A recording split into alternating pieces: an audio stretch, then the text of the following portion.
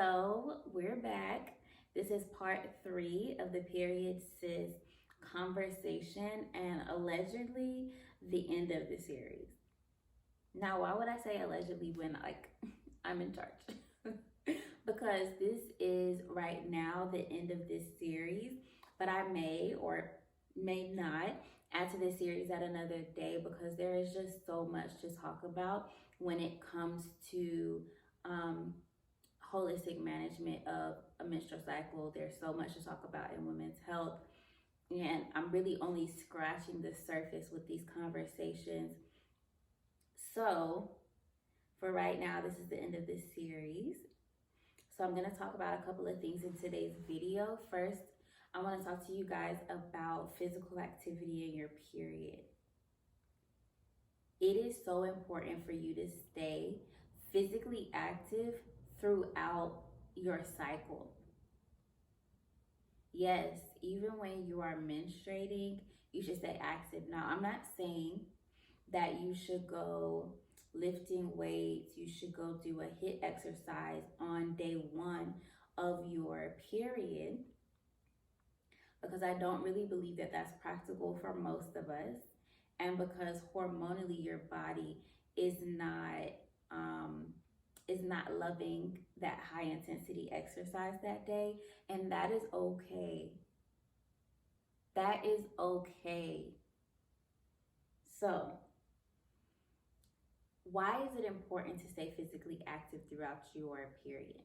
Well, as we know, stress and our stress response, our ability to handle that and cope well, has a big influence on our period. We talked about this in the last video. So if you haven't watched it, make sure you go watch the last video talking about stress in your period.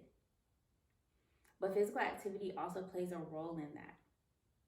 When we are operating at high levels of stress from day to day because of the things that are going on in our life, the people we're connected to, the responsibilities on our plate, our jobs, our loved ones, the current events, the things that are happening in the world, when we are always stressed, the hormones in our body, the neurotransmitters that are supposed to help us in fight or flight situations, see, they learn to just stay on all the time because we have this constant of stress in our lives. And so if we don't do the things that we need to do to keep those at bay and to keep them managed, we will have all kinds of systemic effects of that chronic stress. Painful periods, increased PMS, heavy bleeding, all of those things can be influenced by stress. So you want to make sure that you are staying active throughout the month. Because what physical activity does is it helps to put those hormones and those neurotransmitters in check. So when you exercise and you're dealing with stress, your body's like, okay, we don't need that much of you right now. You're doing too much cortisol. Okay, that's what exercise does. Like, girl, sit down. You're doing the most. And you need that almost like bodyguard for cortisol to be like, hey, it's enough for you and I'm cutting you off. We don't need all of that. So that's really like why you want to stay active. Now, what I'm not about to tell you is that you should go do HIIT exercises. You should go lift a bunch of weights on the day before you start bleeding, the day of your period, etc. You don't have to do the same exercise all month long to get the benefits of being active. Now, I forgot to mention some of the other things that physical activity does is it helps to improve blood flow to your pelvic muscles and improving their ability to function, especially during your week of menstruation.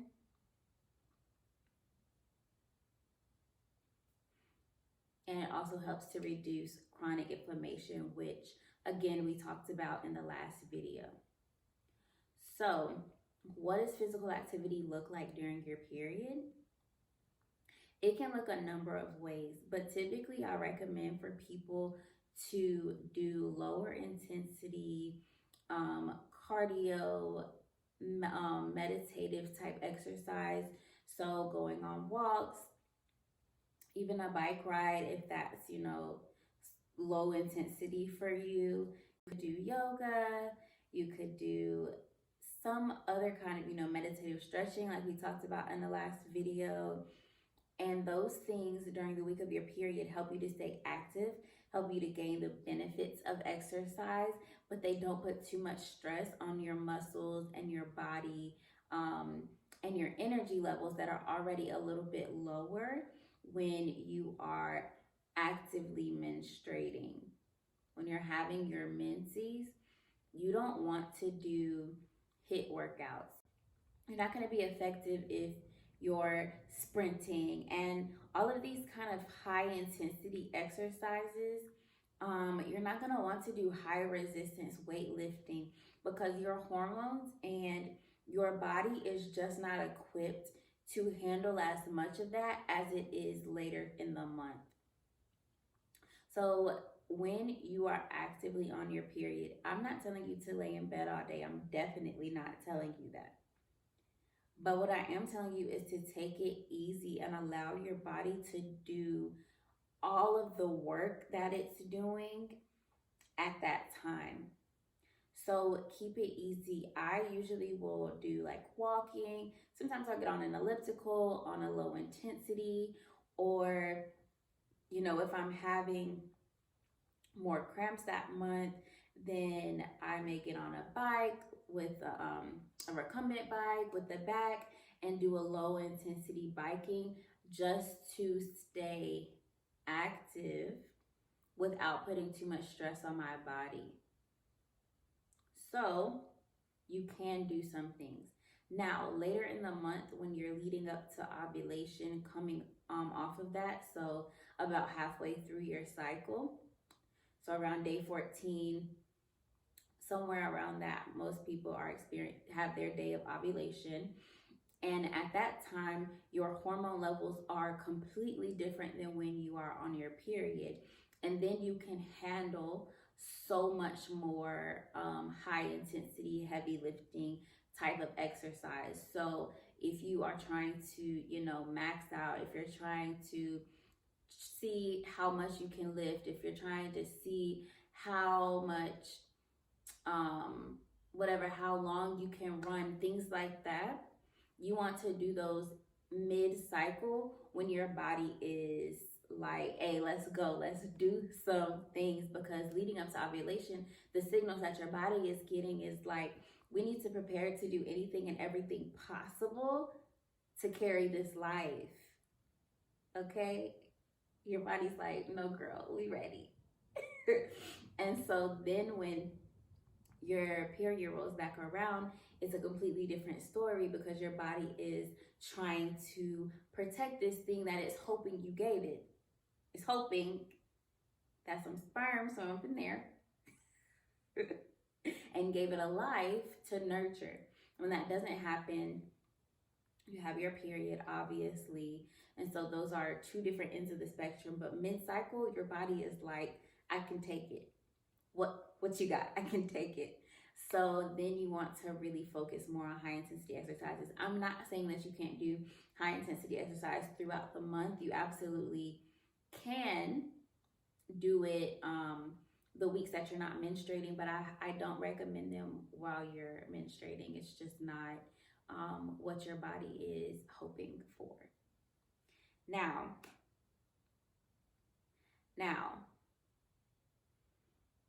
going hand in hand with physical activity and stress, I'm always going to talk to you guys about getting enough sleep. You need to get at least 7 hours of sleep, especially when you are on your period. And I know you're like, girl, I'm a mover, I'm a shaker, I'm a hustler. Okay, I have a lot of things to do. Things have to get done. I only need 4 hours of sleep. I only need 5 hours of sleep. I can operate with no sleep. You can operate with no sleep. You can operate with 3 or 4 hours, but you cannot thrive and be well with less than 6 to 8 hours, but really 7 hours, 7 to 8 hours for adults. You need that much, especially when you're dealing with stress throughout your day, especially when you are a woman and going through all kinds of hormonal fluctuations throughout the month. You need to be sleeping. Don't let anybody in this world tell you that if you're sleeping, you're not hustling enough, you're not working enough, you're not doing this, you're not doing that. No, you need to be sleeping for your health. Because if you don't have your health, you don't have the hustle. So get 7 hours of sleep, please, and thank you. And I talked to you guys earlier in another video about taking magnesium, which is one of those things that I recommend to most women to take to improve their menstrual cycle. And I take it at night. So magnesium helps you with muscle tension, helps you with stress, helps you with sleep. So if you're going to take magnesium and you're not getting enough sleep, I recommend taking magnesium closer in the evening. So after you've eaten or right before bed, you can take it. Also like lavender chamomile tea, which is one of my favorite things in this life. And it definitely helps with sleep. If you're too anxious when you're trying to go to sleep and you're like, well, Monique, I want to get sleep, but I'm anxious or whatever. I just have insomnia. I have a hard time falling asleep. Those are some holistic ways that I help when I have those same issues. Okay, and because you're still listening, you're still watching this video, I'm going to give you guys 2 more pieces of information that I find super interesting and really helpful to know. So ginger and cinnamon are 2 of my favorite things. I will put ginger and cinnamon in just about anything. Okay. When you guys, if you guys follow me, you pay attention to anything that I'm putting out related to food, recipes, things like that, ginger and cinnamon are a common theme. So when it comes to menstruation, when it comes to our cycles, these 2 things are just really intriguing to me. So I'm going to share 2 pieces of information. Ginger, which is really good for digestion and a number of things, but it also can make your bleeding more heavy, your menses more heavy. So if you are somebody who eats a lot of ginger, uses a lot of ginger, and you find that you have a heavy flow, try easing up a little bit on the ginger and see if that has an impact on your flow, on your cycle. On the other end of the spectrum is cinnamon, which also I love, great for metabolism, lots of great things. We love cinnamon. Yes, we do. But cinnamon has the opposite effect, and it can also lessen your flow. So if you're somebody who doesn't really like cinnamon, or you don't really eat a lot of cinnamon and things, I would encourage you adding a little bit more cinnamon to foods throughout the month. Add it to your smoothies, your oatmeal, whatever you're eating that can handle a little bit of cinnamon. Add it to that, and just watch and see if your flow begins to, ease up a little bit. So ginger causes heavy flow. Cinnamon causes a less heavy flow. It lessens your flow. So those are 2 things that you can kind of taper in or taper out of your diet and see if it has any effect on you the following month or in the months to come. So yeah, those are my 2 fascinating pieces of information. Hopefully you found it interesting. Hopefully you're finding this series informative and helpful, and definitely stay tuned because I have a program coming up soon for all of the ladies who are trying to fix up their period. We can go more in depth. We can talk more about what you need for your cycle, things that you need to support you to have less symptoms, things that are much more tailored to your experience um, throughout the month, but definitely, during your menses. So reach out to me, let me know, and stay tuned because that program is coming soon. Now, don't forget, I need you to like the video, okay? Because you like it. You still listening? You like it. So, like the video, share the video with a friend, share the video with another woman that you care about and want to have a better experience of their period, because we really do this every month. Every month, okay? And make sure that you subscribe to the channel so that you never miss a video. Click the bell, get your notifications. Follow me on Instagram, moda.wellness, for all of my weekly, daily updates and things to come. Check out my website, modawellness.com. Go to the blog and read the latest post called Period Sis, talking more about the things that we've been going through in this series. Check out my services. Hit me up. Let me know how I can help you with your diet, with your fitness, and with your holistic wellness practices to support all the things that you need to be doing well.